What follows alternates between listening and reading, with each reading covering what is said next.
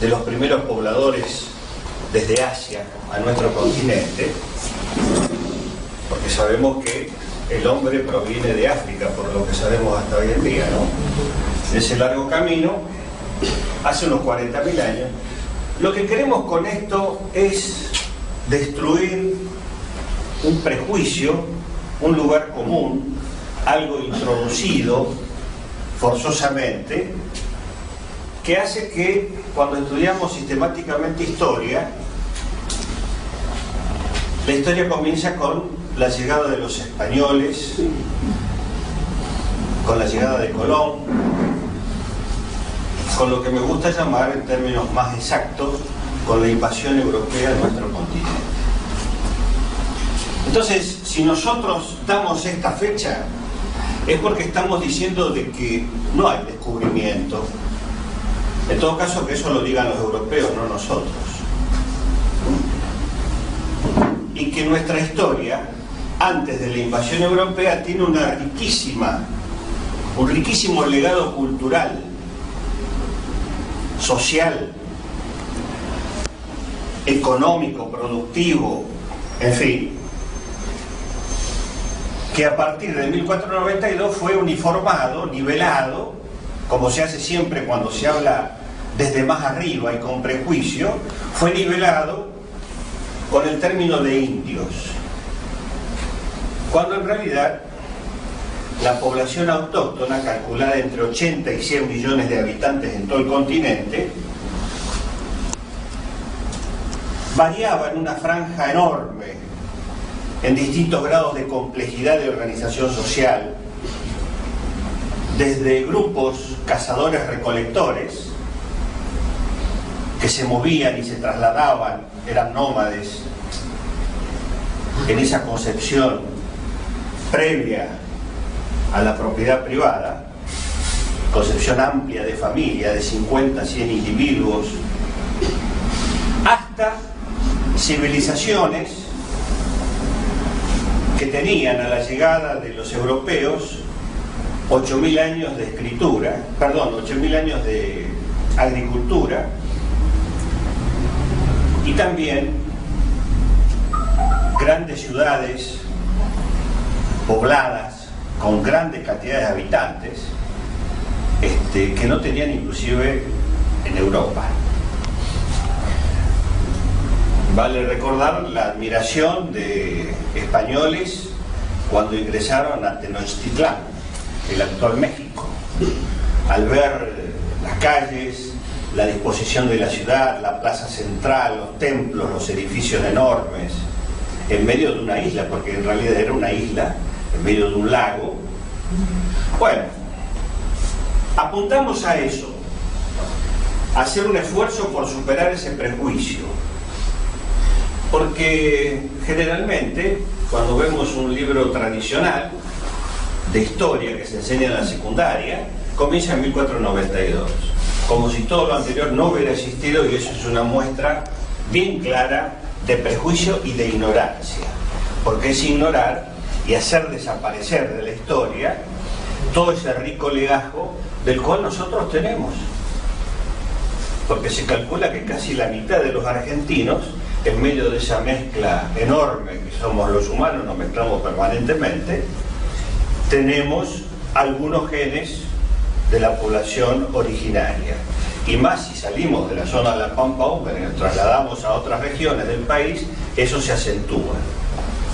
Entonces queríamos señalar eso, que se manifiesta con esto de descubrimiento, con esto de celebrar el 12 de octubre, con este término de la conquista del desierto, que además son términos no casuales, no ingenuos, y que han servido para justificar un periodo de dominación y destrucción de culturas enteras.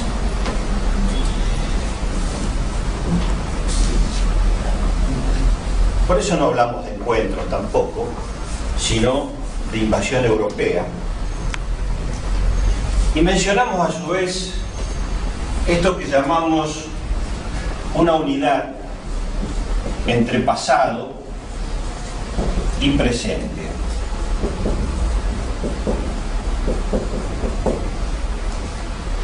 La historia, cualquiera dice, es el estudio del pasado, pero deja de carecer de sentido si no tiene incluido el análisis del presente con esos elementos que nos aporta el estudio del pasado. A su vez, lo que somos en el presente está directamente vinculado al pasado que hemos transitado. Bueno, vamos a ir entonces, no sé si apagaríamos esta luz de acá. Sí. Avanzando, ¿se ve mejor así? En esta etapa que vamos a ver ahora, este día, en donde lo llamamos independencia y transición y señalamos un periodo de 1810-1860. En primer lugar, las periodizaciones en la historia son siempre complejas y discutibles, porque hay quienes tienen un criterio, otros tienen otro criterio, otros consideran tal fecha, tal acontecimiento. Para algunos puede haber una batalla, para el otro puede ser el nacimiento o la muerte de tal personaje. Nosotros lo que hacemos es tomar periodos de acuerdo a lo que consideramos es momentos decisivos en la estructura económica del país o que se va gestando esa estructura económica del país. Y lo llamamos así, independencia y transición. Acá encontramos toda una unidad, porque las luchas de independencia en toda América Latina significaron justamente eso, pero no la construcción de un Estado nacional, sino que inmediatamente a partir de la independencia, de romper el vínculo colonial con España, lo que tenemos es un periodo generalmente largo, 50, 60 años podríamos hablar también en la Argentina, de transición y de guerra civil, que cuando lo vemos desde la opción estrictamente política, aparece como un tremendo desorden de personajes que están de un lado, del otro, se pasan de un lado al otro, y resulta inentendible todo ese periodo de combates, de conflictos, de acuerdos y desacuerdos. Pero cuando lo vemos desde el ángulo de la economía, la cosa se aclara mucho. Entonces, se logra la independencia, pero se inicia un proceso de transición en esa pelea por construir el Estado Nacional, porque no se logra inmediatamente, sino luego de ese largo periodo de guerras civiles. Bueno, este de San Martín es un daguerrotipo, es la experiencia previa a la fotografía, por lo tanto, lo que vemos ahí realmente es la cara del Libertador, ¿no? Ese periodo colonial, que fue más largo que lo que tenemos hasta ahora de independencia, de vida republicana, mejor dicho, gestó una estructura económico y social en donde durante mucho tiempo, me acuerdo cuando yo estudiaba, durante mucho tiempo se estuvo discutiendo si era lo creado por los españoles aquí feudal o capitalismo, si era una estructura feudal o capitalista. En realidad,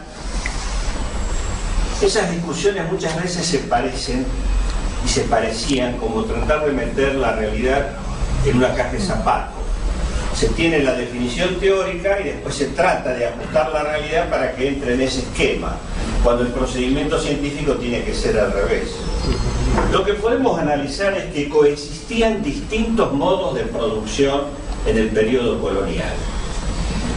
Primero, el despotismo tributario, que era originario de los pueblos originarios y que fue adoptado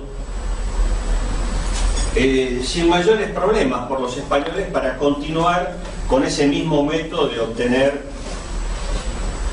y de hacerse con excedente económico de las comunidades indígenas.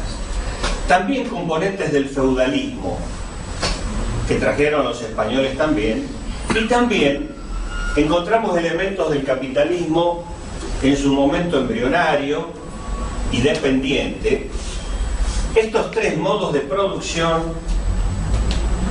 no estaban separados, sino que actuaban de conjunto, combinadamente, y de esa forma generaban una complejidad mucho más difícil de investigar que si hacemos el esquema de feudalismo o capitalismo como inclusive algunos todavía siguen haciendo.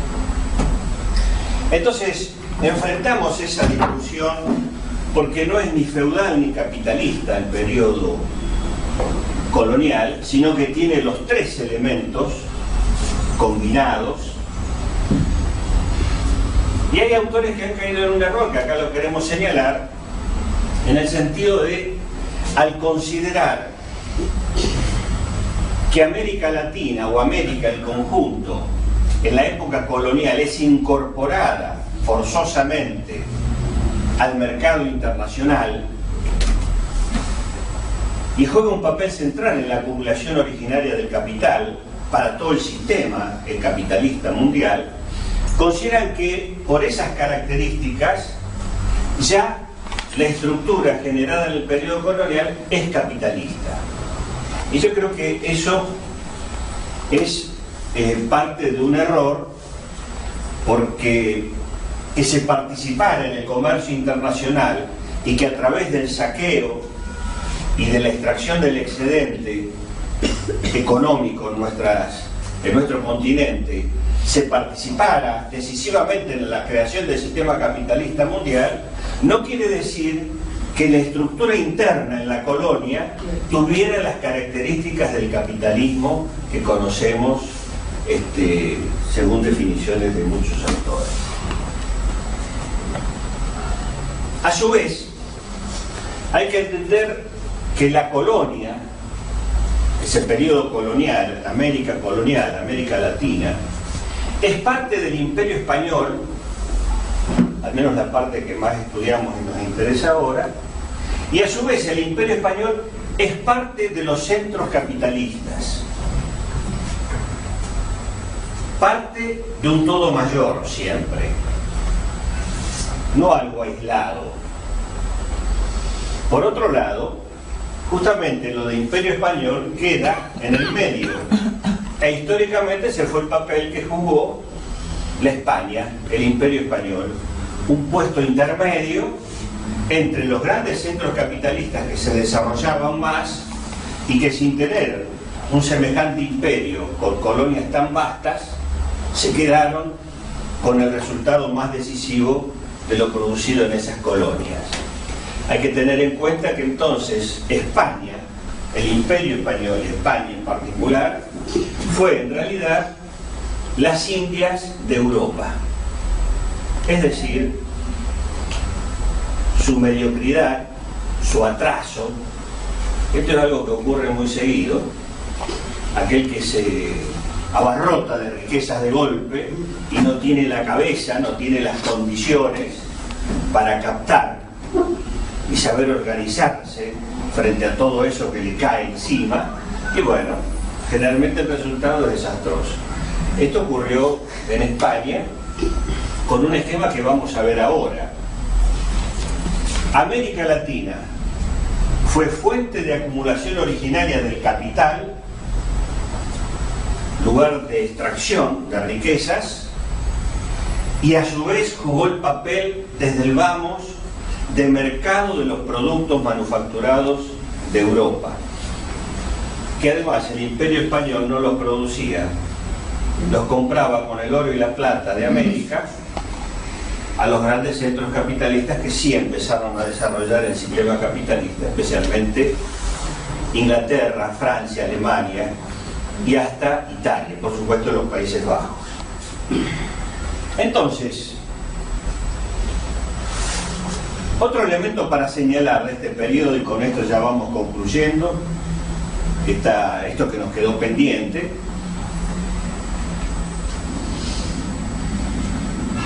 es que los imperios coloniales tuvieron siempre particular atención de evitar que en sus colonias se fuera a perjudicar el interés de la metrópoli.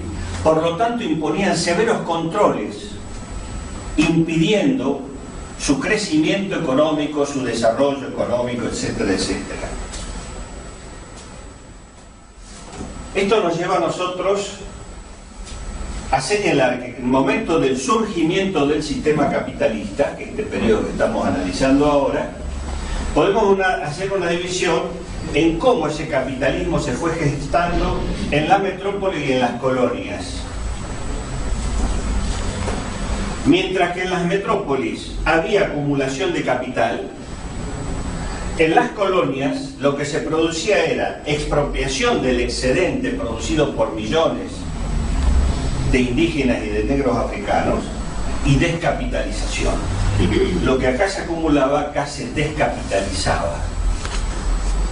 A su vez, mientras que en las metrópolis el desarrollo capitalista promovía el desarrollo, el crecimiento, el surgimiento de la clase obrera, de los trabajadores asalariados, libres, en las colonias lo que aparecía era la difusión de la esclavitud y la afirmación de la esclavitud y la servidumbre.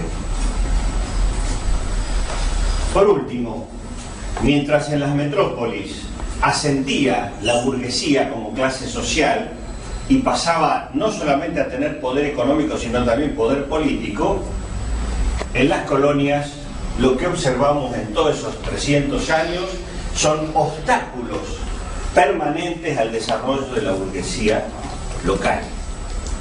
Fíjense ustedes que todo es capitalismo, todo es el sistema capitalista, porque el capitalismo no desarrolla a todos, ni enriquece ni favorece a todos.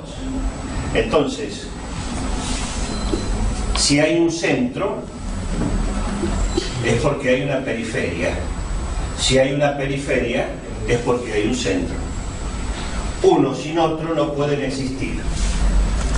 Y hablando en términos más simples, podemos decir, si hay ricos, es porque hay pobres. Y si hay pobres, es porque hay ricos. ¿Se entiende esta?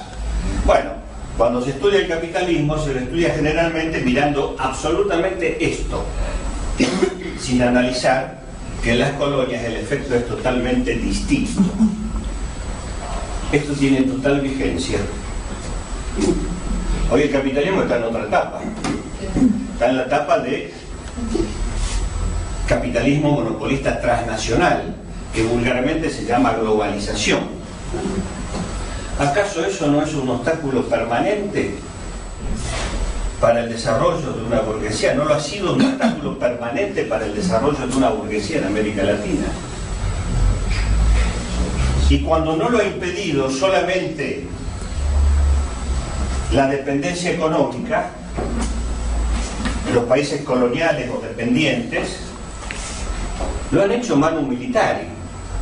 ¿Qué son acaso los golpes de Estado dados en la periferia, en América Latina, en nuestro país, sino destinados permanentemente a defender una estructura económica y social atrasada, dependiente, vinculada a los intereses de la metrópoli de turno? Entonces este esquema, cambiando los términos, cambiando las condiciones, cambiando las formas, no la esencia, vemos que perdura hasta hoy. La esencia sigue perdurando. Los cambios en las formas y no en la esencia es lo que quien más estudió el capitalismo en profundidad y en extensión, que fue Carlos Marx, y aunque parezca mentira hasta el día de hoy, llamó metamorfosis. Es decir, el capitalismo mantiene la esencia, por más que cambie las formas. Decimos metamorfosis y recordamos Kafka, ¿no? Bueno, la esencia se mantiene, la forma cambia. ¿Ha cambiado la clase obrera? Claro que ha cambiado. no es la misma que hace 200, 100 años atrás. ¿Ha cambiado la burguesía? Claro. Ahora mucho más poderosa. Pero su esencia se mantiene. Eso lo vamos a ver ahora cuando analicemos el proceso de la revolución industrial, etcétera, etcétera. Veamos en el territorio argentino actual, estrictamente, ¿qué pasó en la época colonial? ¿Qué era en la época colonial? 300 años de colonia. Estrictamente el territorio nuestro, no había ningún recurso natural que pudiera ser exportado, extraído por la dominación colonial. Ni minerales, ni plantaciones, ni yacimientos mineros, ni plantaciones.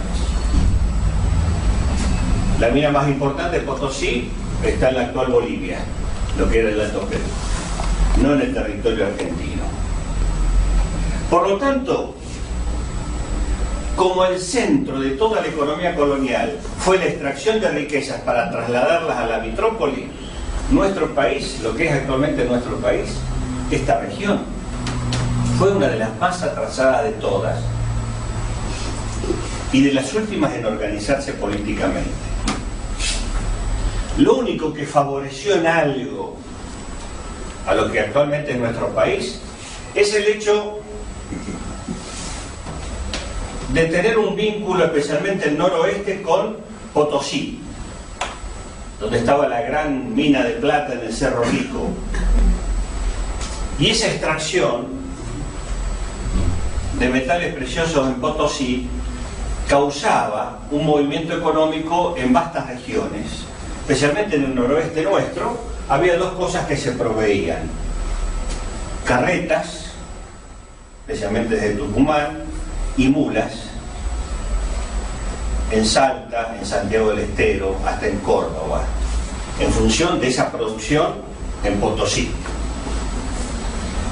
Después tenemos una gran cantidad de nombres. El nombre de nuestro país, Argentina, país de la plata. Bueno, simplemente porque la plata pasaba desde Potosí hasta el puerto de Buenos Aires, cuando se decidió cambiar el puerto de Buenos Aires por el de Lima por el de Buenos Aires. Era simplemente un paso. El solo hecho de pasar a lo largo de esos tantos cientos de kilómetros dejaba un pequeño reguero de riqueza, de consumos mínimos, que daba vida a una serie de pueblos miserables. Río de la Plata, hasta mucho tiempo después, Ciudad de la Plata, Virreinato del Río de la Plata, todo vinculado a esa plata que pasaba de largo. Las economías que se fueron gestando en el actual territorio argentino fueron de autoconsumo, es decir, de casi nula relación entre sí las diversas regiones. Y ese autoconsumo, por lo tanto, estaba destinado a satisfacer las necesidades del mercado local. Pocas relaciones económicas, muy pocas. Y hay algo importante: salvo el noroeste y los guaraníes en el noreste, el resto de la población originaria en nuestro país no pudo ser incorporada nunca por los colonizadores a la actividad económica. Y un dicho de la época, una carta que le llegó al rey de España, escrita en el castellano de la época, dice: si no hay indios, no hay riqueza. Ese famoso licenciado Albornoz que escribió eso, una carta al rey, la tenía clarísima. Se puede tener tierras muy fértiles, pero si no tenés quien la trabaje.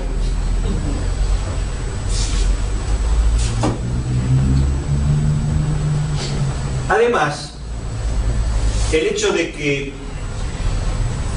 no hubiera actividades económicas decisivas y la que se iba gestando lentamente fuera la ganadería, que al principio comenzó como vaquería, como una caza de ganado cimarrón salvaje, hizo que tampoco se diera la llegada, forzosa por supuesto, de esclavos africanos en el territorio actual nuestro. ¿Había esclavitud? Claro que la había, y había negros africanos. Los últimos terminaron por desaparecer prácticamente cuando la guerra del Paraguay. Y los que había se los empleaba en el trabajo doméstico, pero esta no fue una zona de grandes plantaciones como hubo en el Caribe, en las zonas tropicales, y mucho menos de actividad minera como en Potosí, que había,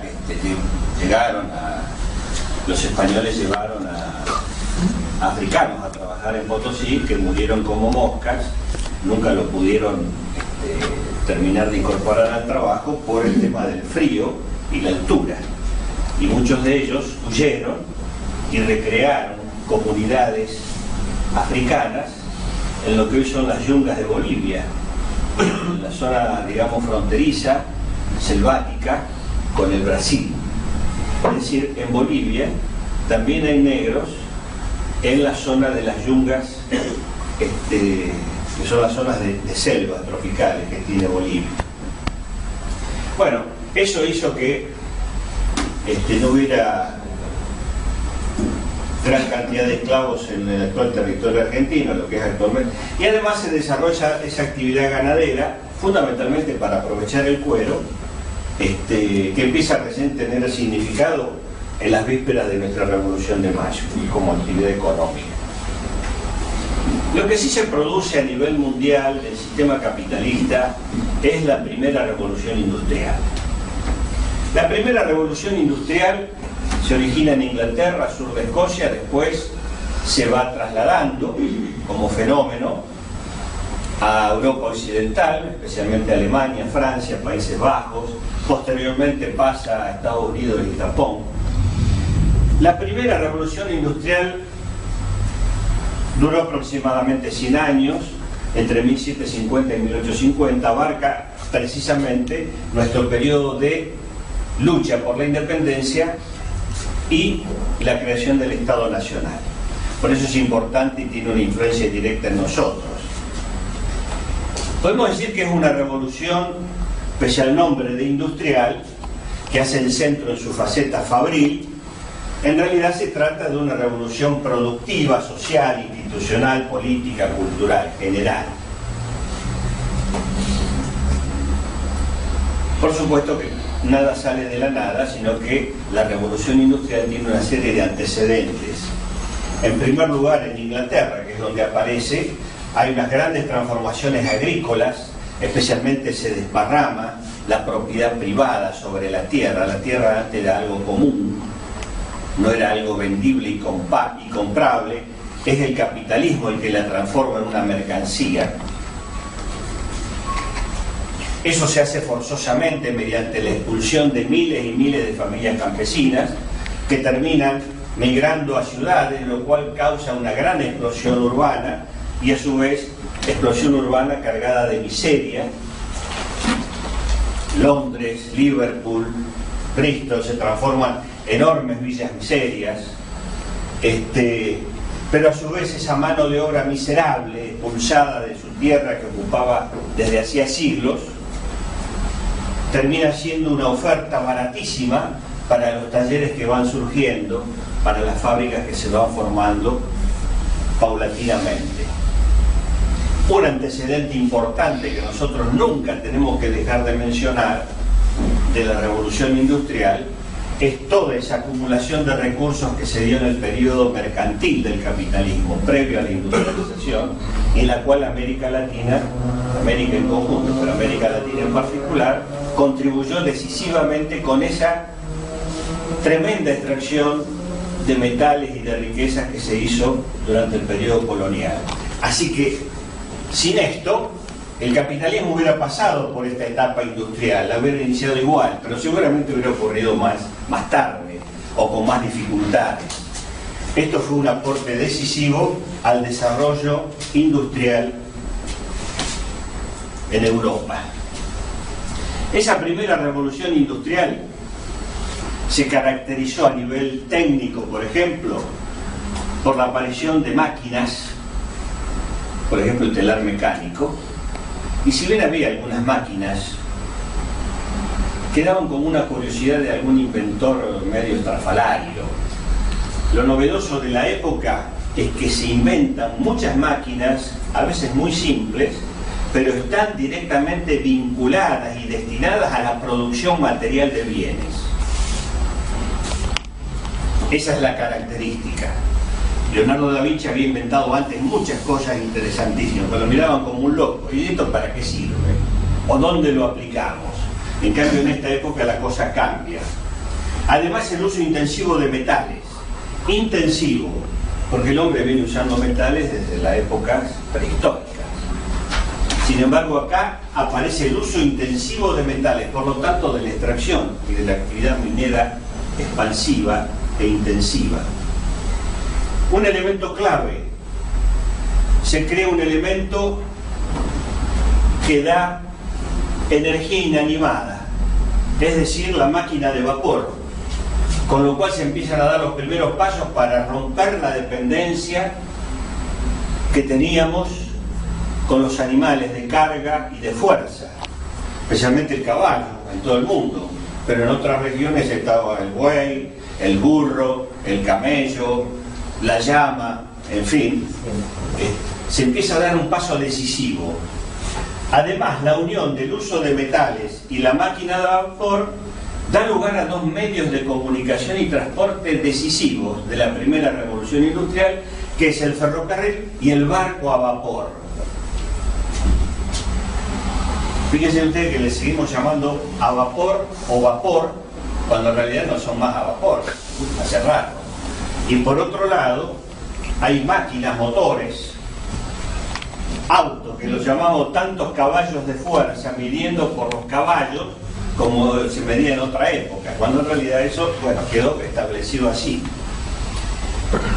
Los ferrocarriles y el barco a vapor no hicieron más que desarrollar el comercio a nivel internacional, a niveles desconocidos hasta ese momento, y llevar además el crecimiento económico a lugares donde antes estaban por siglos atrasados, en total estado de quietud económica, como es el caso del ferrocarril, que incorporó los pueblos que eran mediterráneos y que languidecían económicamente hablando, y solamente se desarrollaban aquellos que estaban sobre el borde de un río o del mar, sobre la costa. Bueno, el ferrocarril en realidad creó ríos de comunicación a través de las vías de los ríos, y por supuesto el barco a vapor a nivel internacional, ¿no? Todo esto generó un revulsivo social, además de económico, que lo estamos señalando, y aparecen nuevas clases sociales con el capitalismo industrial. Aparece la burguesía, caracterizada por ser dueña de los medios de producción, es decir, los medios que producen la riqueza, y el proletariado, el trabajador, el asalariado, el obrero, que es aquel que por carecer de medios para sobrevivir se ve obligado a vender lo único que tiene, y lo único que tiene es su fuerza de trabajo, es decir, su aptitud física e intelectual para poder trabajar, a cambio de un salario. Esto a su vez son dos sectores sociales, dos clases sociales que aparecen con el capitalismo industrial, pero no significan la desaparición de las anteriores, porque si no caemos en estos esquemas que después llevan a serios errores políticos. Burgueses y proletarios, sí, pero entre unos y otros hay una gama extensísima de sectores sociales, cada una con sus intereses, con sus búsquedas, con sus opiniones, con sus necesidades, etc. Entonces, esto es lo que aparece como nuevo, pero no quiere decir que no haya otras, especialmente artesanos, campesinos, pequeños burgueses, etc., ¿no? Y el mundo se divide en un centro y una periferia, que lo podemos graficar con ese esquemáticamente siempre,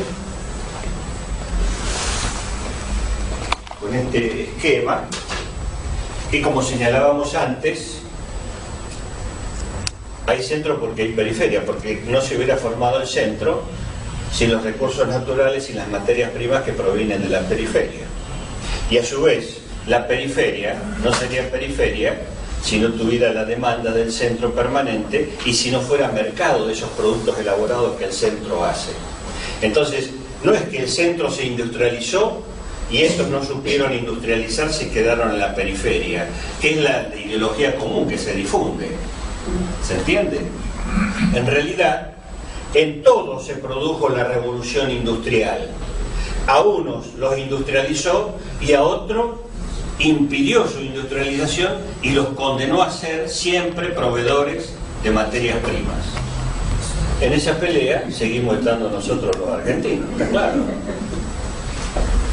Entre paréntesis, Adam Smith, 1776, cuando escribe La riqueza de las naciones, miren la cantidad de años que hace, ya define claramente: la riqueza de las naciones surge de la actividad industrial. Inglaterra, Escocia, surgen aquí, desde el vamos. Ahora, los sectores poderosos de nuestro país, el poder económico y político, nos ubica acá desde el vamos, como vamos a ver ahora. Esa relación centro y periferia también ha ido transformándose, pero se mantiene en su esencia, inclusive en la actual época de transnacionales, ¿no? Esa primera revolución industrial también vale la pena precisar. Se la llama revolución porque fue un cambio profundo de estructuras, un salto cualitativo. Eso es una revolución, un salto en la calidad.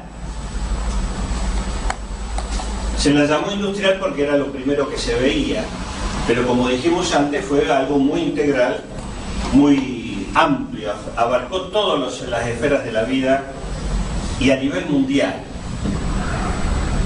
Esos elementos que señalamos antes, combinados,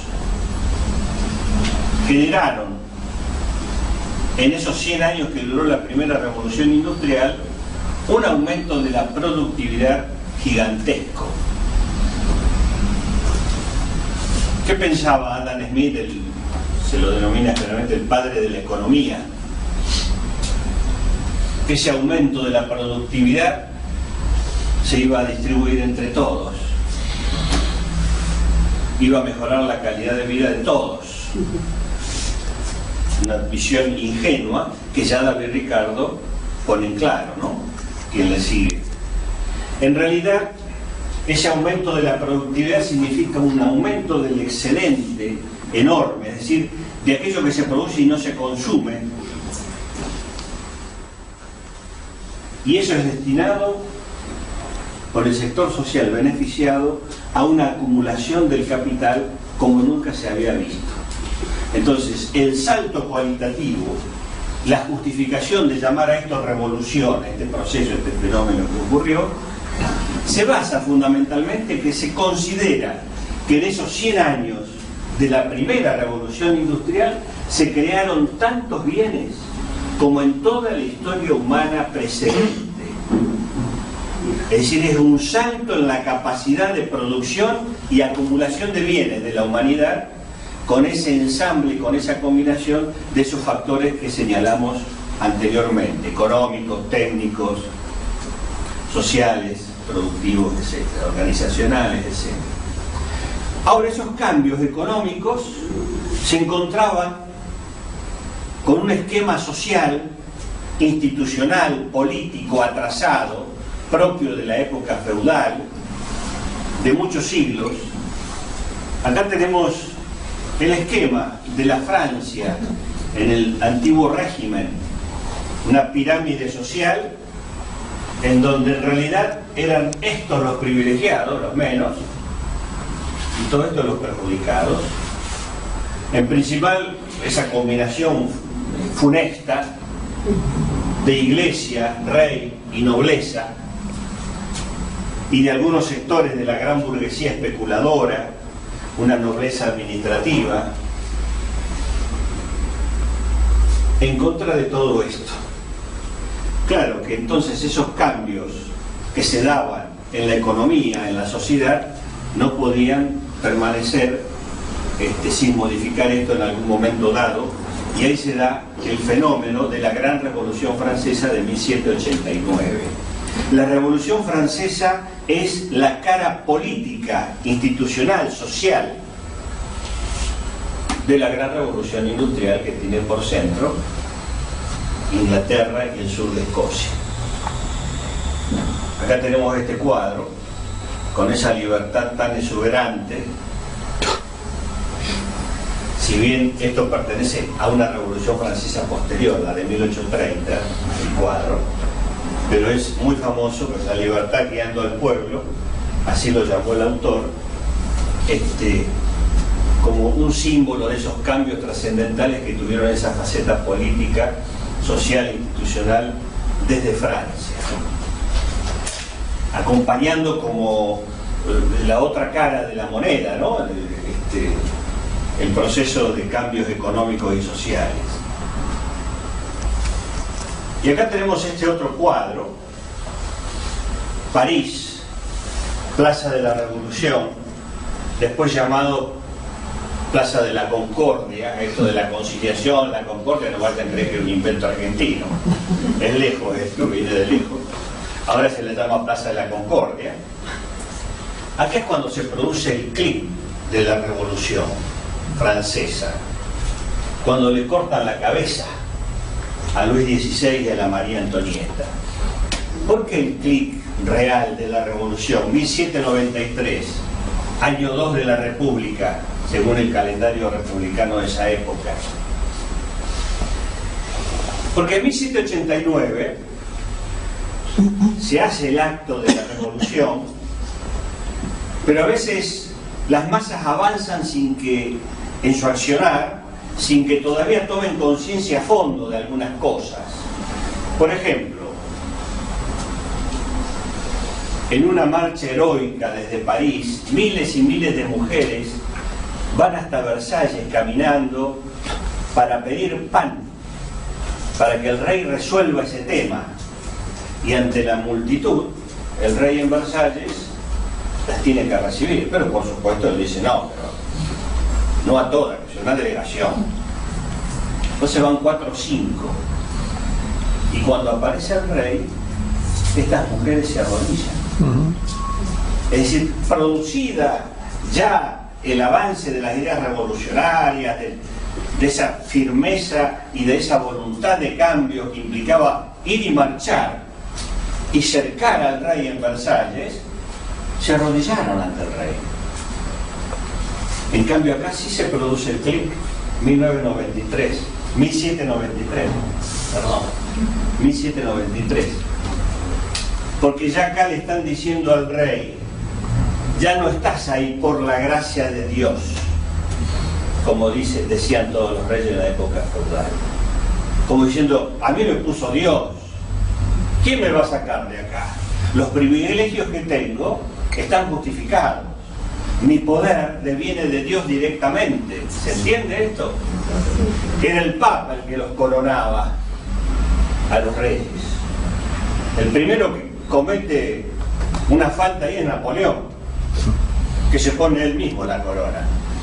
Pero antes eran los papas los que coronaban, y con eso como que extendían ese poder proveniente del más allá. Acá le están diciendo, sos un bicho como cualquiera de nosotros y te vamos a cortar la cabeza porque con eso cortamos tus privilegios. ¿Se entiende? Entonces acá es cuando se produce realmente, cuando se asume realmente la fuerza de las masas y de la revolución en Francia.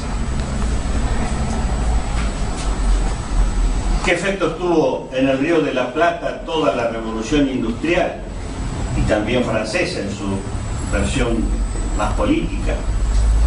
Bueno, los Borbones se vieron obligados a tomar una serie de medidas, de reformas, de cambios, abrir un poco la mano, antes de que se le fuera todo al diablo, posibilitaron, entre otras cosas, la creación del Virreinato del Río de la Plata, con lo cual Buenos Aires, como puerto exportador, junto con Montevideo, también se benefició enormemente de esa posibilidad de comerciar ya con otras colonias.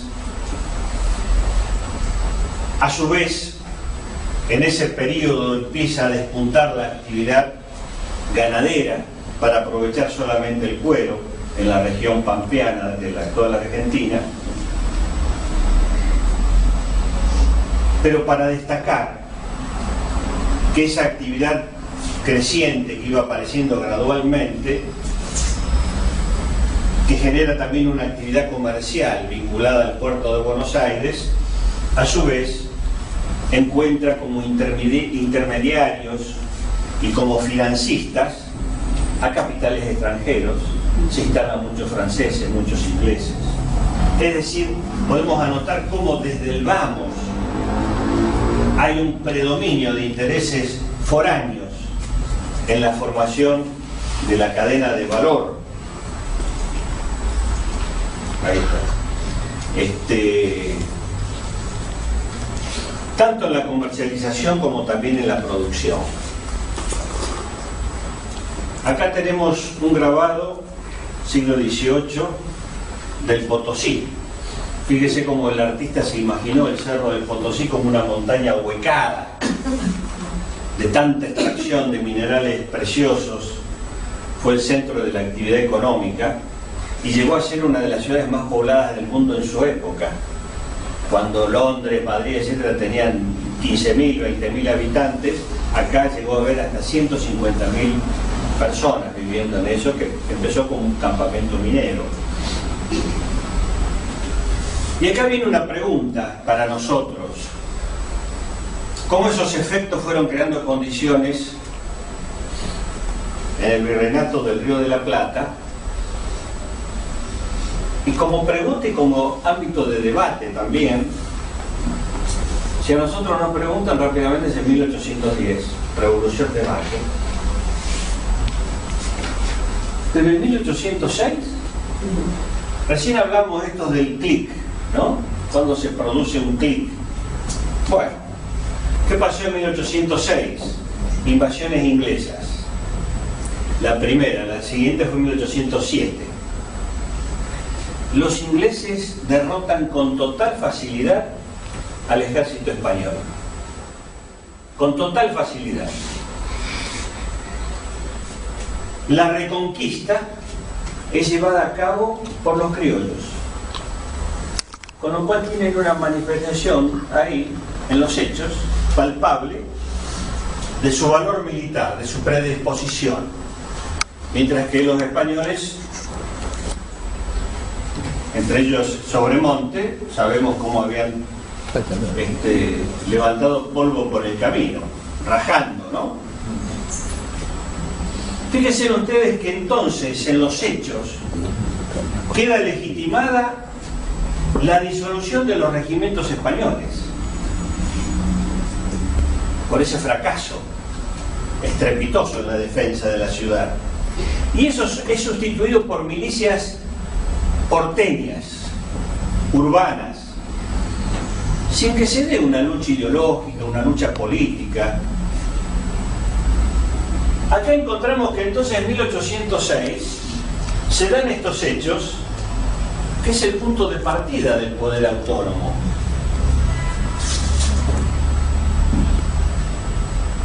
A partir de las invasiones inglesas, este cambio se expresa con que el poder criollo, su peso político aumenta a tal punto que de 1 sobre 10 como integrantes del cabildo pasan a ser 5 los criollos sobre 10.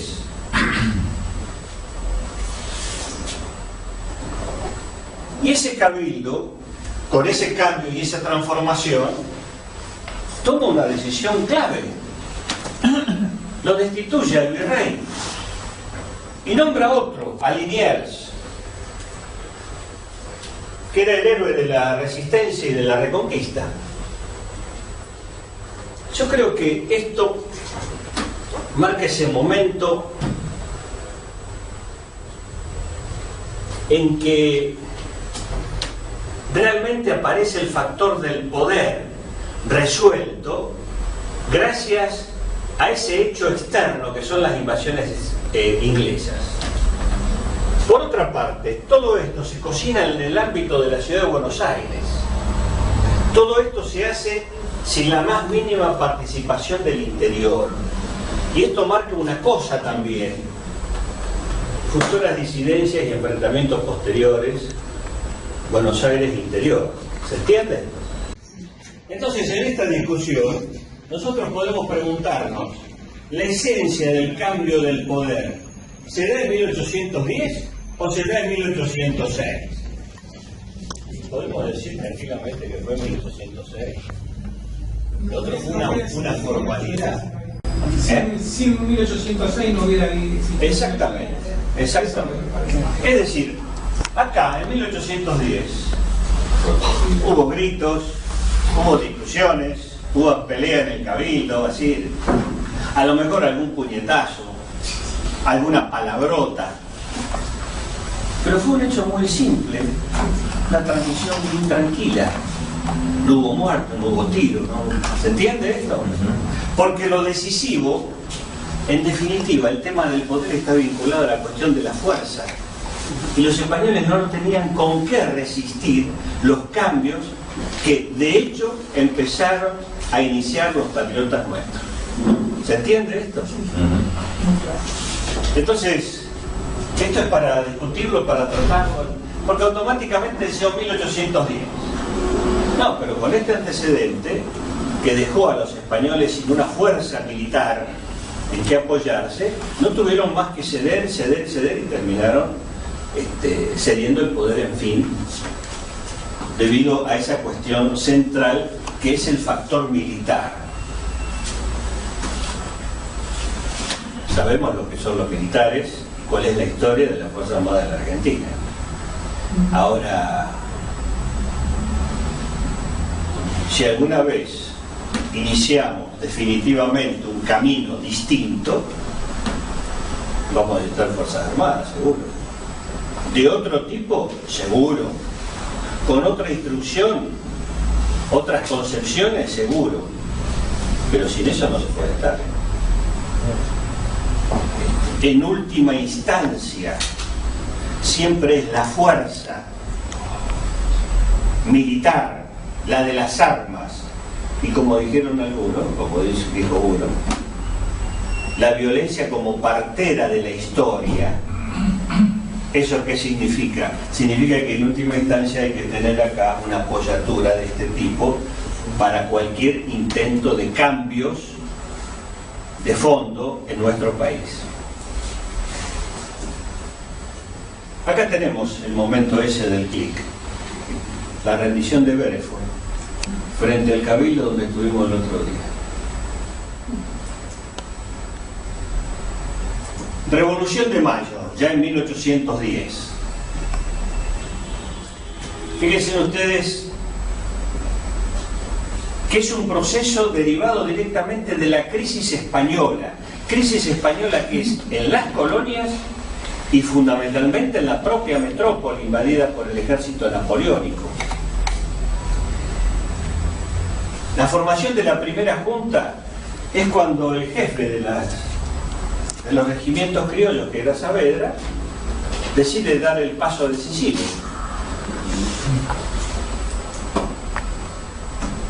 Se forma esa primera junta, que es imagen y semejanza de las que se daban en España en las ciudades, estando el rey Fernando VII prisionero de Napoleón. A su vez, esa junta, como las de España y el resto de América Latina, jura lealtad al rey. Y resulta que el rey, preso, bastante cómodo, no se resistió mucho, digamos. A su vez, el rey exigía obediencia a José Bonaparte, que era el hermano designado como rey, el hermano de Napoleón. Entonces, esto era una cosa muy confusa, y encima del tiempo que transcurrían las comunicaciones, las informaciones políticas, etcétera, ¿no? Quiere decir que la Revolución de Mayo, si tenemos el pensamiento de lo que dijimos antes, en realidad no fue contra un poder existente, porque ese poder ya no existía. En realidad fue para cubrir un vacío político creado por esa crisis española de gran profundidad. Podemos decir entonces que la Revolución de Mayo es el resultado de esa descomposición del poder español. Y el surgimiento de las milicias criollas es parte de ese proceso de crisis del poder español. Así, la Revolución de Mayo ha tenido estas características más deslucidas de lo que generalmente nos cuenta la historiografía liberal, y hacemos más hincapié en el hecho en sí, producido en 1806-7. De todos modos, es el inicio de ese camino de independencia, de los primeros pasos, de los primeros intentos que se dieron a partir de esa fecha. Bueno, una foto tipo Villiquen, que tanto habremos visto. Medio raro, muchachos, ¿no? Por eso, fíjense ustedes que fue una cosa tranqui, porque lo decisivo ya estaba resuelto en 1806-1807.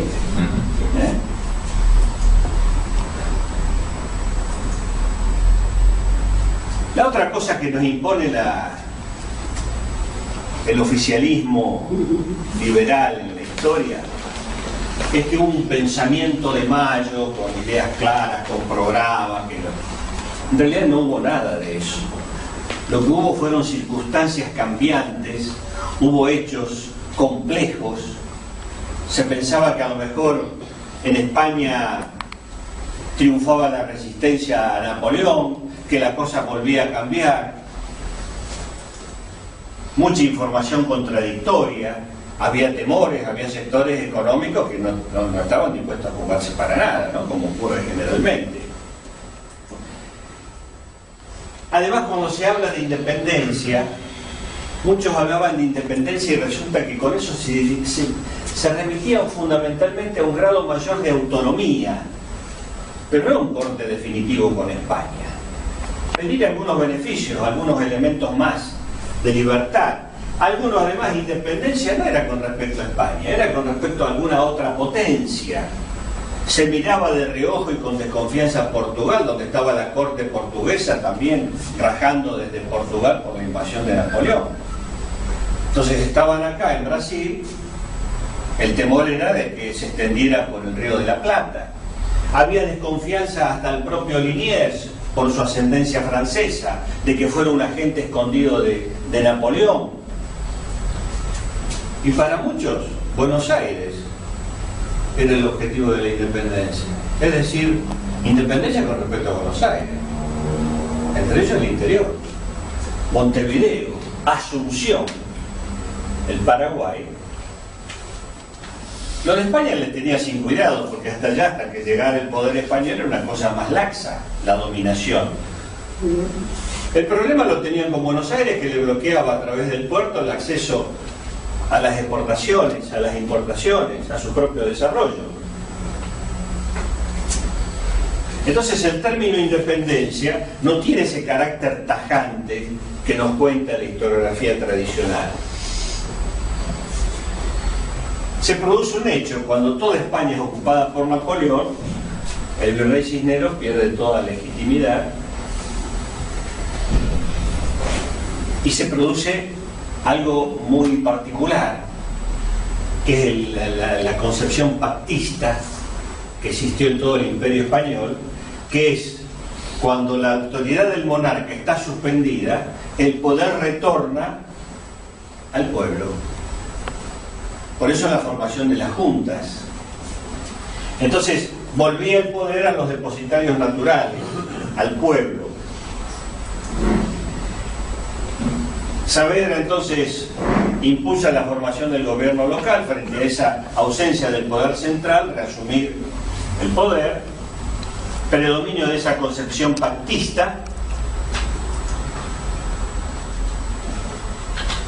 pero esa soberanía que se asume, se la asume como a préstamo. Es decir, como decir, Bueno, asumimos, pero mientras tanto, mientras el rey siga preso, después volvemos a la de antes. Había mucho de esa concepción en la Revolución de Mayo. Inclusive se decía, el rey está preso, asumimos la soberanía, pero convocamos a un congreso constituyente para ver qué es lo que se decide en conjunto en el Río de la Plata. Los pueblos, el poder retorna al pueblo, ¿no es cierto? ¿Qué era el pueblo o los pueblos? Eran todas las organizaciones que tenían un cabildo. En realidad, después de 1810, esas localidades, esas ciudades se transformaron en las provincias y pasan a ser el nombre de provincias. Y aparecen dos tendencias que nos hablan a las claras de unitarios y federales, de esa división posterior, que es la soberanía es única al pueblo de todo el virreinato, o son los pueblos, son tantas soberanías como pueblos con cabildos hay. Visión unitaria, visión federal. Bueno, ya metiéndonos más en la cuestión económica, quería destacar esto porque lo de 1806-1810 creo que es un elemento interesante para intercambiar opiniones. En todo el periodo que nos ocupa hoy, la actividad ganadera fue la actividad central destinada a la exportación. Y si hablamos de exportación estamos hablando de un puerto decisivo fue el de Buenos Aires. Todos los conflictos de todo este periodo, es decir, todo el periodo de las guerras civiles, la causa central fue el puerto de Buenos Aires enfrentado a todas las economías regionales. Ahí tenemos el centro del conflicto en todo este periodo. Un plano de la ciudad de Buenos Aires, 1800. Dicen lo que era esto, ¿no? 5 para acá, de la Plaza de Mayo, lo que ahora Plaza de Mayo. 5 cuadras para acá, 5 para allá, 5 para allá. Una cosa muy pobre, fruto de esa actividad económica tan poco importante que se tenía en la época. ¿Qué es lo que facilita el desarrollo de la actividad ganadera para transformarse en la actividad central? Bueno, fundamentalmente porque hay abundancia de tierra fértil en la región pampeana. Aguadas, sabemos que hay riachos, arroyos y ríos por todos lados, lluvias regulares en todo el año, favorece el desarrollo, el crecimiento de pastizales naturales, clima templado, lo hace un lugar ideal para que se críe el ganado a cielo abierto. Pero fundamentalmente, para que esto se expanda como actividad económica, la ganadería, tiene que haber una demanda mundial que se interesa por ello. Y la demanda mundial, por supuesto que lo nuestro no era el centro de la demanda, el tema del cuero se utilizaba para las maquinarias, engranarlas y combinar las ruedas de las máquinas, etcétera. Competíamos con Rusia, que también tenía ganadería y exportaba a los países centrales cueros. La competencia la tenemos con Rusia y la nuestra no era precisamente la más aventajada, porque realmente estamos lejísimos con respecto al centro consumidor. Todo lo que se avanzó para destrabar las medidas coloniales con las reformas borbónicas ayudaron también a la ganadería. Además se trata de una actividad muy simple, no es una actividad compleja para nada, facilitó eso su desarrollo y necesita muy escasa mano de obra, poca cantidad de mano de obra y poca calidad. ¿Cuáles eran los inconvenientes que encontró esta actividad para desarrollarse? En primer lugar, que esa zona para criar las vacas estaba ocupada por otros pueblos, lo que después se le llamó desierto y terminó en un genocidio por las campañas hacia el desierto. Además era un inconveniente la gran cantidad de kilómetros, de leguas para transportar enormes distancias. Acá tenemos el caso de una carreta de tránsito, de tráfico al interior, cruzando en vados, en zonas, hacen una gran cantidad de dificultades para el transporte, que objetivamente era un problema serio.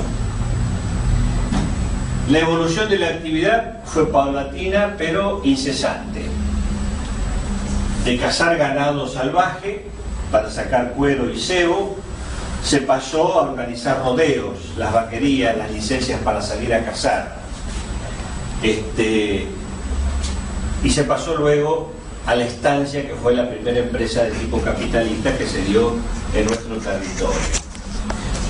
La producción de tasajo, que es una carne disecada al sol y con sal para hacerla más duradera, y se exportaba para comida de esclavos en Brasil y en el sur de los Estados Unidos. Se trató de la primera actividad industrial, con las limitaciones que se entienden, para la región nuestra. A su vez, esto integraba la caza y posteriormente la cría y la estancia del ganado con la búsqueda de sal en el sur de la provincia de Buenos Aires. Sí, la que está enfrente, Carmen de Patagonia. Cuando hablamos de la provincia de Buenos Aires, acá tenemos el marco de la actual. Pero en realidad estamos hablando hasta acá, el río Salado, y posteriormente se extendió hasta esta zona, hacia 1836, época de Rosas, se extendió, pero era muy poco con respecto a lo que conocemos actualmente por provincia de Buenos Aires, ¿no? Fíjense ustedes el aporte regional al comercio de cueros vacunos entre Buenos Aires y las otras provincias. Acá tenemos el total. Bueno, en algunos casos supera ampliamente el conjunto de las otras provincias. O sea, Buenos Aires llegó a ser el centro de esa actividad ganadera para exportar cueros en los primeros años de vida republicana. La ganadería entonces fue una fuente de acumulación de capital, la primera que se dio en nuestro país. ¿Por qué posibilitó la acumulación de tanto capital? Primero, por la alta productividad del trabajo. Sin que fuera una mano de obra calificada, como se necesitan muy pocos peones para la actividad, para controlar el ganado, significa que lo que se obtiene como resultado con pocos peones es una alta productividad por cada unidad de trabajador. Si a eso le sumamos las escasas inversiones que requiere la actividad, porque lo que se hacía era usar fundamentalmente y aprovecharse de la riqueza natural, de la fertilidad de la tierra, etcétera, de su clima, lo que tenemos como resultado es una altísima rentabilidad que genera esa actividad. Acá tenemos el caso del saladero. Un matadero, un saladero se ubicaron a lo largo del riachuelo, actividades con muy poca tecnología.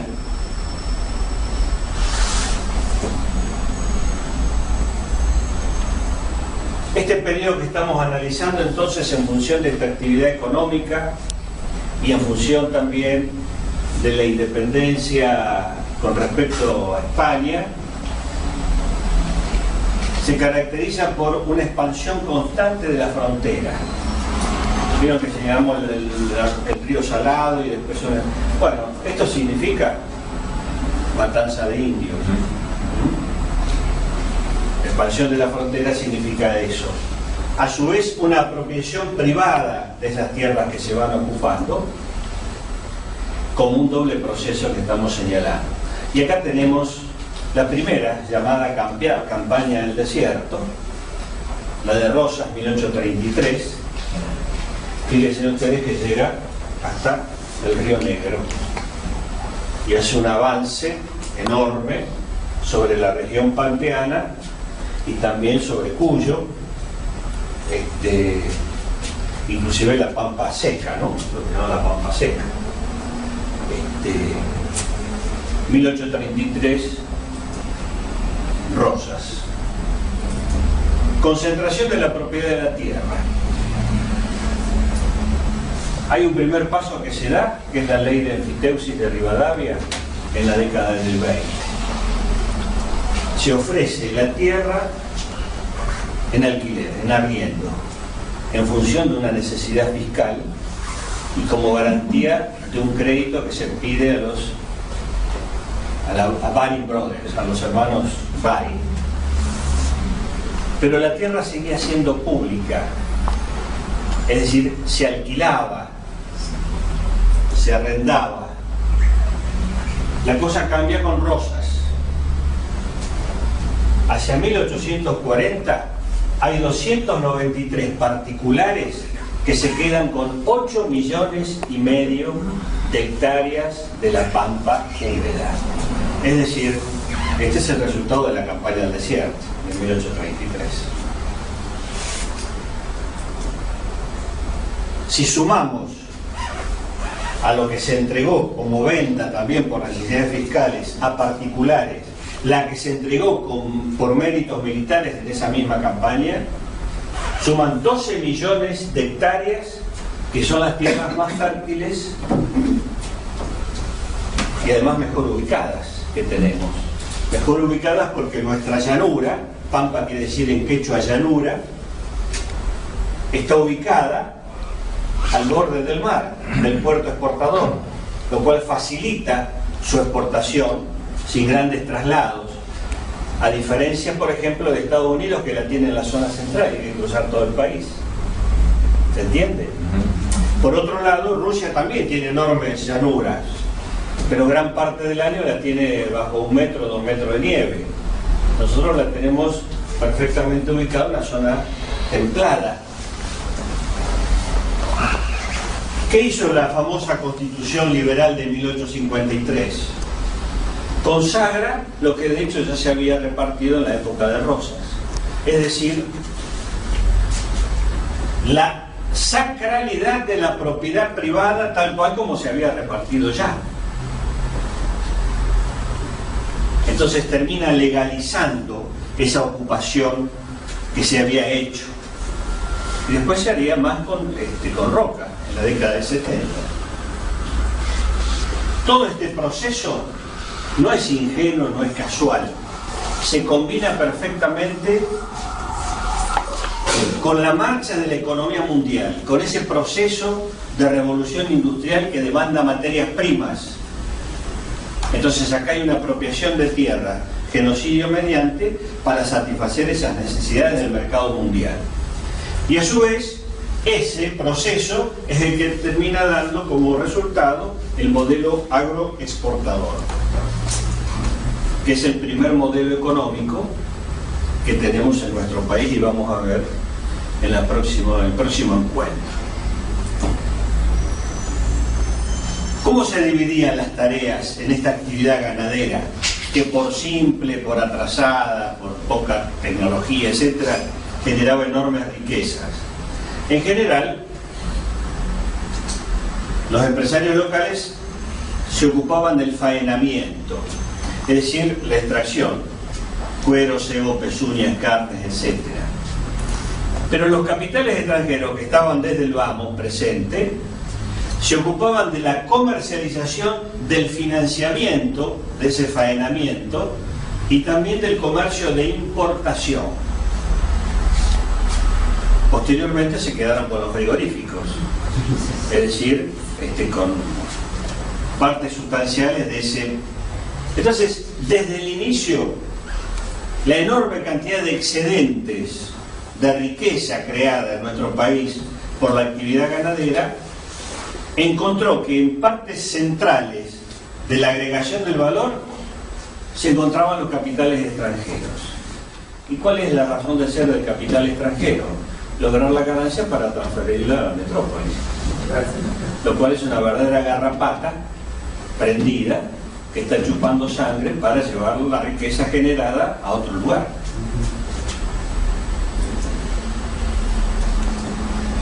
Las inversiones de este periodo por parte del Estado, las públicas, destinadas a ¿qué? La expansión de la frontera, que era la lucha contra el indio, expulsarlo para que en esa tierra apropiada desarrollar la actividad ganadera. ¿Y la inversión privada? La inversión privada se limitaba a la estancia. Y por supuesto entonces vemos que hay una perfecta combinación entre una cosa y otra. El Estado facilitaba a los que después se iban a establecer como estancieros el dominio de la tierra y la limpieza de la tierra de los pueblos originarios, ¿no? ¿Qué ocurre con las economías regionales en el periodo colonial dentro de nuestro país? Hay un relativo equilibrio entre ellas. Ninguna es más que otra porque todas están sumidas en una miseria y un abandono muy serio. No hubo desarrollo importante en ninguna zona de nuestro actual país en el periodo colonial. Pero a partir de 1810, con la actividad ganadera y manejando el puerto, Buenos Aires empieza a diferenciarse del resto del país. Empieza a tener más plata, diríamos, en términos de feria, ¿no? Entonces se va generando un enfrentamiento, que es la esencia de las guerras civiles, entre Buenos Aires, el litoral, que fundamentalmente son las provincias de Entre Ríos, Corrientes y Santa Fe, que no es Santa Fe actual, sino que era una franja a lo largo del río Paraná, y el resto del interior. ¿Cuáles son las causas de ese enfrentamiento? Fundamentalmente, el hecho de que la actividad de exportación está centralizada en el puerto de Buenos Aires, y con el provecho de todo ese comercio de exportación e importación, con las rentas obtenidas en el puerto, se queda exclusivamente Buenos Aires sin participar al resto de las provincias. A su vez, Buenos Aires, para garantizar ese monopolio del puerto, que tanto la beneficia, restringe militarmente, por supuesto, el comercio y el establecimiento de puertos libres tanto en el río Uruguay como en el río Paraná. Es decir, impide la libre navegabilidad de los ríos en la medida que le fue posible. Después se transformó en poder nacional y directamente eso no tuvo más problemas. Pero en la medida que había equilibrio entre las regiones, impide ese comercio. Justamente la reivindicación del litoral era precisamente poder abrir puertos sin pasar por el puerto de Buenos Aires, entre ellos Concepción del Uruguay, Concordia, Paraná, Santa Fe y posteriormente Rosario. Acá tenemos la famosa aduana, mantenida como monopolio en medio de un atraso enorme, ¿no? Porque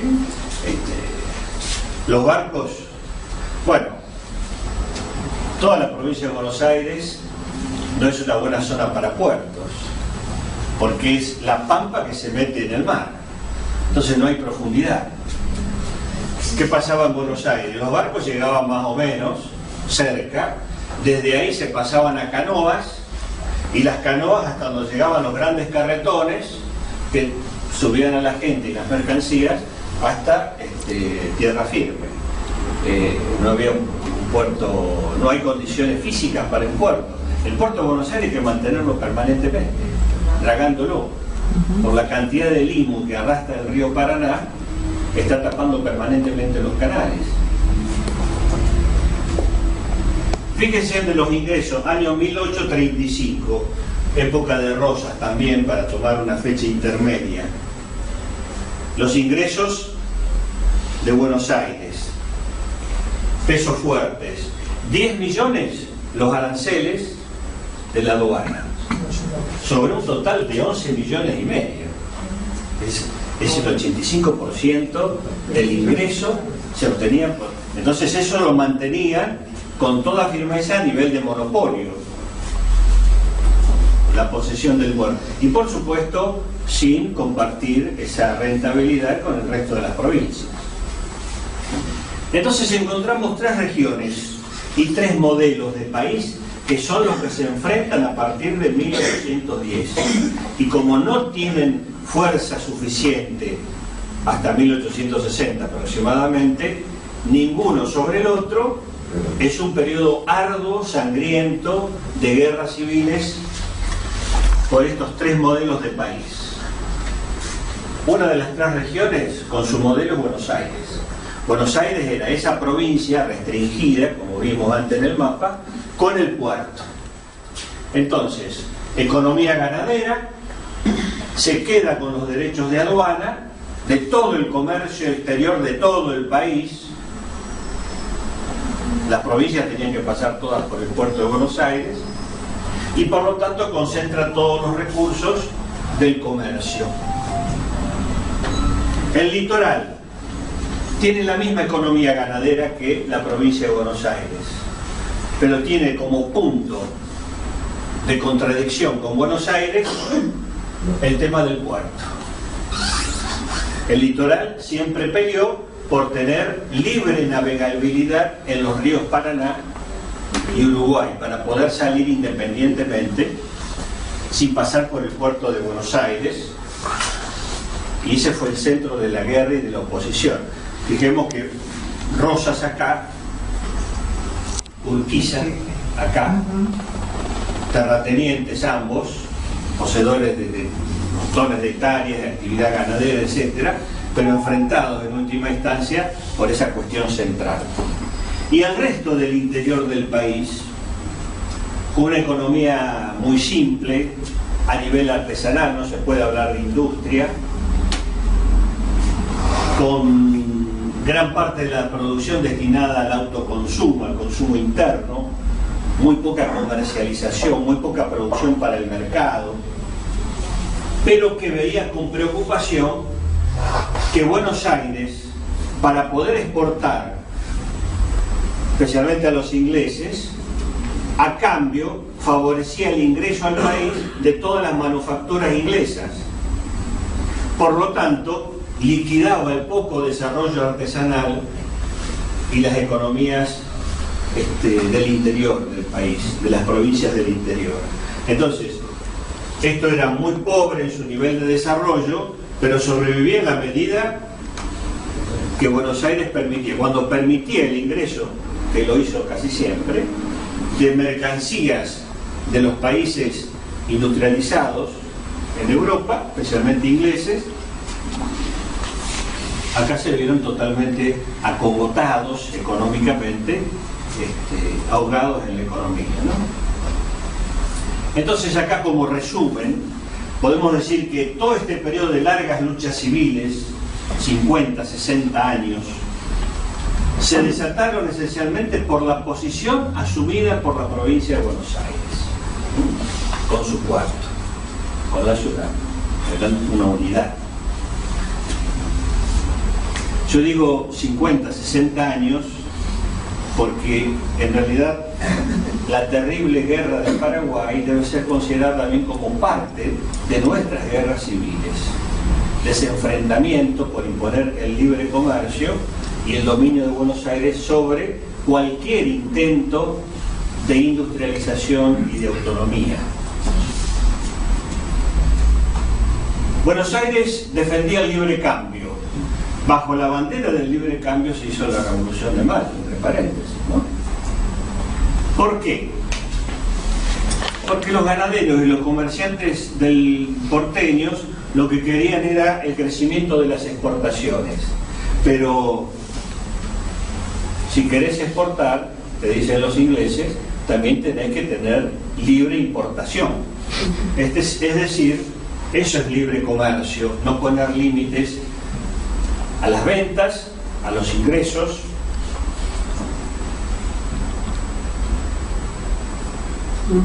Esto significa que gran parte de la producción inglesa llegaba al interior también, ahogando las economías locales, provinciales, y en un momento dado, aquellos elementos que eran típicamente criollos nuestros, en realidad se hacían con la exportación de la materia prima nuestra y importando de Inglaterra aperos, ponchos, cuchillos, etcétera, etcétera, con la destrucción de toda la actividad artesanal del interior. Sumir al interior toda una pobreza secular, ¿no? La libertad de importación, el interés por cobrar los derechos de aduana, fueron el impedimento central para que se evitara el desarrollo artesanal y posteriormente industrial en nuestro país. Fíjense ustedes si realmente no estamos todavía en esta pelea. Libertad de importación, destrucción de lo que se avanzó en la actividad industrial que crea mano de obra, que desarrolla mercado interno, etcétera, que se ha dado en estos últimos años. ¿No? A su vez, eso perpetúa una limitadísima diversidad productiva. Inglaterra fijó una división internacional del trabajo. ¿Qué nos tocó a nosotros? Primero cuerno, después fueron algunos productos más sofisticados, que llegamos a carne, congelada, etc., y trigo y cereales, alimentos en general. En su estado natural, sin ninguna pretensión industrial. ¿Qué le tocó a Chile? A Bolivia, Perú, minerales. A Brasil, cacao, café, bananas, según el periodo. Y así de seguido una división con funciones estrictas. Inglaterra reservándose el papel de taller del mundo, de elaboración de manufacturas, y tratando de monopolizar esa actividad, que ningún otro se atreviera a convertirse en industrial. El resto, la periferia, producción de materias primas, siempre en una relación totalmente desigual a nivel de valor creado.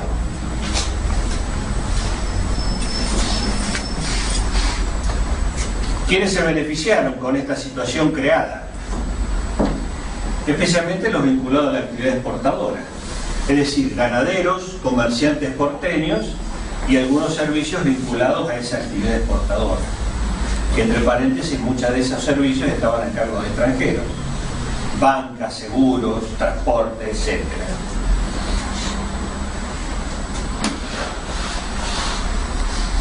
El hecho de que las extensiones fueran grandes, por una necesidad de la propia actividad en sus comienzos, determinó una alta concentración del ingreso. Vimos la cifra esa. 293 particulares con 8,5 millones de hectáreas en las tierras más ricas del país. Si hay concentración del ingreso, el tipo de consumo se cae de maduro. Los sectores más ricos y beneficiados por esa situación, lo que hacen es comprar bienes suntuarios y, como acá no se producen, comprar en el extranjero. Por lo tanto, los más ricos, esa oligarquía en desarrollo, limita el desarrollo de la estructura interna del país, del propio mercado interno. ¿A qué destinaban esa enorme rentabilidad que algo antes mencionábamos? Y fundamentalmente a tirársela encima, es decir, construcciones de lujo, que los vemos en la actualidad, vamos a desarrollarlo mejor en el próximo tema, con viviendas que todavía las podemos ver, ¿no? Son palacetes, etcétera, casco de estancia, etcétera, ¿no? Y viviendo siempre una parte del año en Europa, que era el norte cultural e ideológico. Los gobiernos de la provincia de Buenos Aires, tengamos en cuenta de que no estábamos constituidos en este periodo como país todavía, todos lo que hicieron fue beneficiar el interés de los grandes ganaderos. El mismo Rosas, como dije antes, era un ganadero. El gasto público, 60% a gastos militares, que, como dijimos, expansión de la frontera, que era expansión de las estancias. El 40% a la administración del Estado, del aparato del Estado. Todo eso, el 90% de esos gastos se cubrían con las rentas de la aduana, los aranceles de la aduana. Si caían las exportaciones, caían las importaciones. Y si hay movimiento escaso vinculado a importación-exportación, cae el ingreso público, que depende fundamentalmente de las rentas de aduana. Es decir, es todo un círculo atado. Además de las rentas de aduana, había otros ingresos menores. La búsqueda del endeudamiento externo, la primera experiencia con Rivadavia en 1824 con la Baring Brothers, en donde se ofrecieron como garantía tierras públicas, y después directamente, como otra forma de ingreso al fisco bonaerense, la venta de tierras públicas en esas proporciones que mencionamos antes, ¿no? 293 particulares. ¿Por qué nunca se recurrió al crédito interno, pero pese a que acá sobraba la rentabilidad? Porque ¿a quién se le va a pedir crédito interno? ¿Quién puede comprar bonos del Estado interno? Los que tenían plata, pero eran los que gobernaban. Entonces era más sencillo pedir deuda externa. Es como pedir ahora que sea Macri el que otorgue o compre bonos. No, pide afuera. ¿Se entiende? Entonces, todo un círculo vicioso muy cerrado, muy claro. La política monetaria que se siguió en este periodo y después se extendió en el periodo agroexportador. Se emitía mucho dinero sin control. ¿Por qué? Porque es una forma de obtener dinero sin necesidad de devolverlo. El propio aparato del Estado en esa época imprimía dinero en cantidad. A su vez, con esa emisión de dinero se depreciaba el peso, reducía su valor y se producía un fenómeno muy interesante: inflación, ocasionada y favorecida por los ganaderos, porque pagaban sus gastos y la mano de obra que empleaban con una moneda de escaso valor. Cobraban en libras esterlinas porque vendían al exterior. Es decir, pagás tus gastos con una moneda debilitada y cobrás en moneda fuerte. Fíjense ustedes, entre 1826 y 1840, época de Rosas, la moneda nacional se depreció el 2100%. Esto es parte de una política. ¿Se entiende esto? Es parte de una política seguida para favorecer al sector ganadero. Por supuesto que esto significa una transferencia de ingresos. Lo que beneficia a uno es porque sale del otro lado. La economía es como una cobija corta. Si tapo la cabeza, destapo los pies. Entonces, ¿eso de dónde salía? Del ingreso de los más pobres, que se veía permanentemente disminuido. Acá tenemos un billete impreso en el exterior. Se imprimió billetes en Londres y en Washington. En este caso en Washington. Fíjense en el detalle. George Washington está en el billete de peso argentino.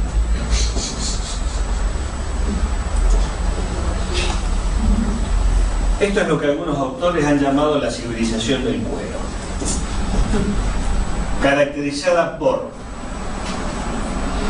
bajísimas condiciones de vida de la población viviendo en la zona pampeana, baja densidad de población, que eso condenó a todo el país. Nosotros tenemos un país con poca población con respecto al tamaño que tenemos. Uno de ellos es la actividad económica como causa central. La actividad ganadera necesita poca mano de obra, poca población. Bajo nivel del valor agregado, la producción muy simple.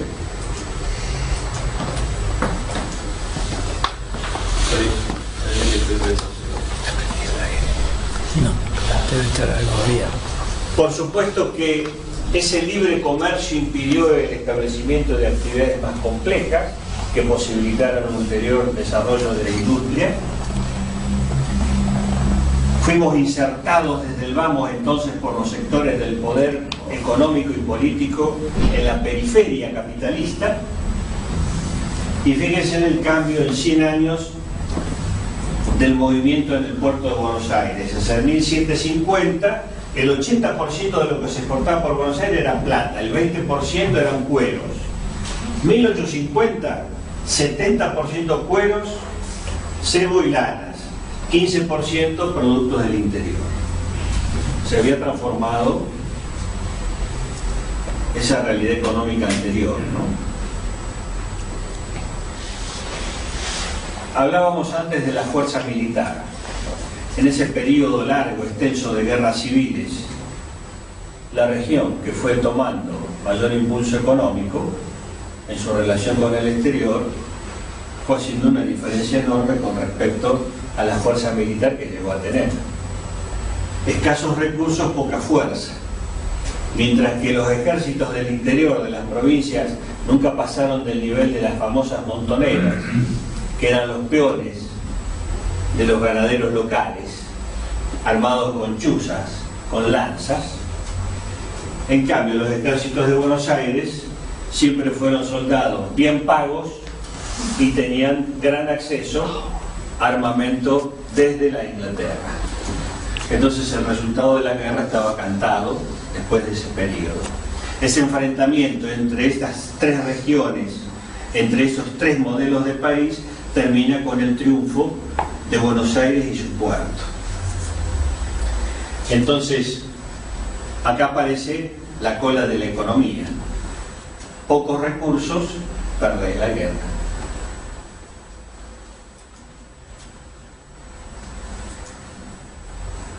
Los objetivos del interior, para refrescar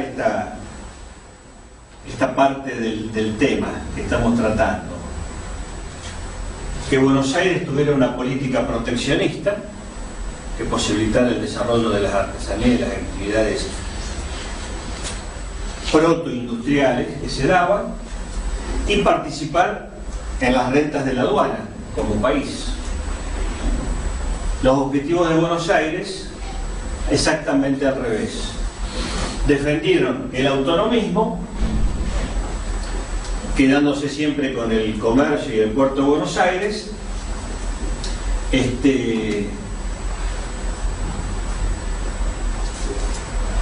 y se cubrieron con la bandera del federalismo.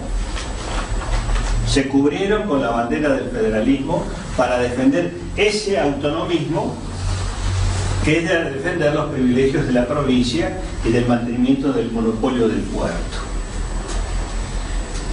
Eso fue una excusa. Por eso la pregunta de federalismo. Apoyaron y se disfrazaron de federales, recordemos el rojo punzó que había que llevarlo por todos lados,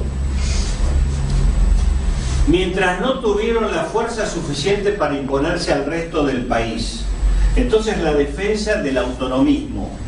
Buenos Aires sola, con su puerto, podía vivir tranquilamente, manteniendo el monopolio del puerto y la principal actividad ganadera.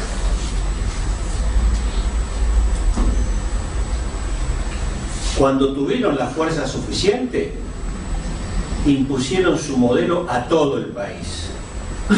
Son los que triunfan en las guerras civiles. Y por lo tanto imponen su modelo, que es el modelo agroexportador, a todo el país. Entonces ahí es cuando se organiza el país. Lo organizan ellos, los ganaderos bonaerenses y los comerciantes porteños. Organizan el Estado nacional de acuerdo a sus intereses e imponen su modelo al resto del país, por supuesto. Entonces, mientras tanto, autonomismo, federalismo, cada uno tenía, por supuesto, Buenos Aires se guardaba solamente las relaciones exteriores. Después cada provincia tenía que arreglársela como pudiera, porque todavía no podían imponer su modelo. Cuando tuvieron la fuerza suficiente, impusieron su modelo, que fue el modelo agroexportador que vamos a ver en la próxima. Acá tenemos un daguerrotipo, la Riviera de Buenos Aires, 1852, una síntesis de la política de Buenos Aires y su puerto, defensa del libre cambio, del libre comercio. Por supuesto que eso es destructivo para toda actividad industrial y capitalista ulterior, ¿no? Uso exclusivo de las rentas de la aduana e impedir la libre navegabilidad del... Ese fue el resumen de la política de la provincia de Buenos Aires y su puerto durante todo ese periodo de guerras civiles, hasta que triunfan y lo imponen después como país al resto. Fíjense, acá están los ingresos de la provincia de Buenos Aires y los gastos de la provincia también. Ingresos por año, sobre un total de 7.800.900.000, los derechos de aduana son 5,5 millones. Fíjense la proporción enorme de los derechos de aduana, inclusive 10 años después, 1850, sobre un total de ingresos de 62 millones de pesos fuertes, los derechos de aduana 57, 58 millones. Acá tenemos los gastos, en qué gastaba el gobierno de la provincia, y en fortalecer su propio sector social, privilegiado. Fundamentalmente guerra, esto está en porcentaje, y pagar las deudas externas que se contraían justamente para favorecer ese desarrollo ganadero. El resto eran monedas, pero fundamentalmente guerra, que era la expansión de los límites contra el indio, que en definitiva era la expansión de las estancias. Acá tenemos en porcentajes los ingresos de la provincia de Buenos Aires. 1850, aduana y derechos del puerto, 93% del total. Por eso lo defendieron a sangre y fuego, ese monopolio. La ciudad de Buenos Aires ya en 1850, la anterior era en 1800. Ya son 10 cuadras para acá, 15 para allá. Ya se manifestaba otra cosa, ¿no? La vuelta de Rocha. ¿Ven esto? Estábamos lejos todavía de llegar hasta acá. Y a su vez, Palermo era una zona media inhóspita, ¿no? De zona de bajos, en la otra punta. Bueno, con esto terminamos.